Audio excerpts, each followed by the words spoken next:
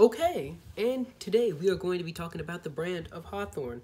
Let me list some things that I'm going to be talking about in this video. I'm going to be talking about how they smell. I'm going to tell you if they're worth it, and just telling you about the ones that I like and dislike. So first things first to say is this: they have two different types of fragrance, or not two different types, but two different categories that the fragrances fit in. They have their work colognes that fit in this cream bottle, and they say work on it, and then they have the black play bottles. Now, typically, the play bottles are going to last a lot longer than your work fragrances, and they're going to be a lot louder. So if you want a fragrance that is not loud and you just want to be for yourself, pick the work, and vice versa for the, or not vice versa, but just the opposite for the play. So let's just talk about the video, or the fragrances, I mean. There's some that I like, and there's some that I dislike. For example, my favorite fragrance in their list is called Warm and Aromatic. It is a slightly sweet and a slightly sweet little woody fragrance. Vanilla notes in there, and it is spicy a little bit. Great fragrance overall. It's not loud at all. The lasting power is not great at all. It's about, 4 to 6 hours, just depends on the day. Not a great fragrance for performance-wise, but I think it smells great, and it's probably their best one, in my opinion, on their entire list. Non-offensive. It is very mass-appealing. Just anybody could wear it.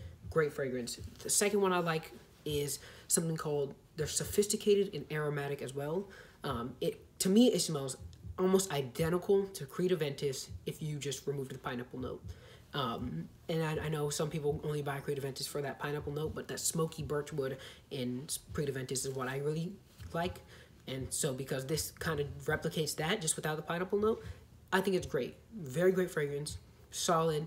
Not for everybody though, so I definitely would say that it does lack some freshness because it lost the pineapple from Creed Aventus. So great fragrance. I would recommend those two. Some ones that I don't really care for are their Citrus and Woody. Their Citrus and Woody is a work fragrance that does not, obviously it doesn't project that well because it's in the work category. And to me, it doesn't smell that great. The woody and citrus notes do not combine well to me. And if I wanted a citrus fragrance, I would go for something similar to Clinique Happy for Men, which is a all citrus fragrance and just a little bit of floral. Or I would go for something that is citrus and sweet, like Versace Eros Flame.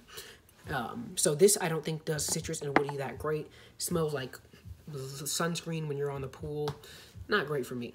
Another one I don't really care for that much is their Woody and Fresh.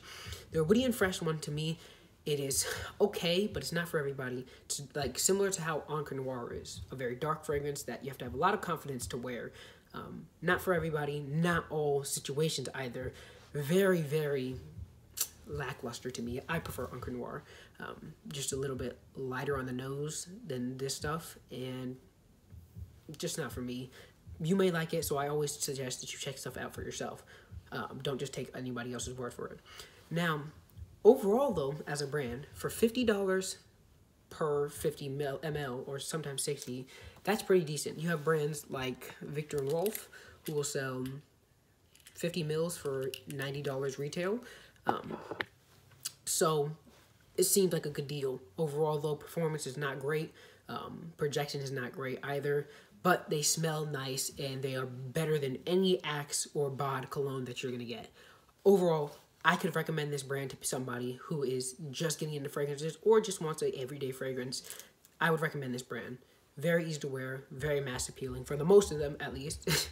But obviously, if you're looking for something like Hawthorne, you're probably not trying to spend a lot of money. So that's why I definitely advise this. It's not the cheapest thing. It's not the best quality thing.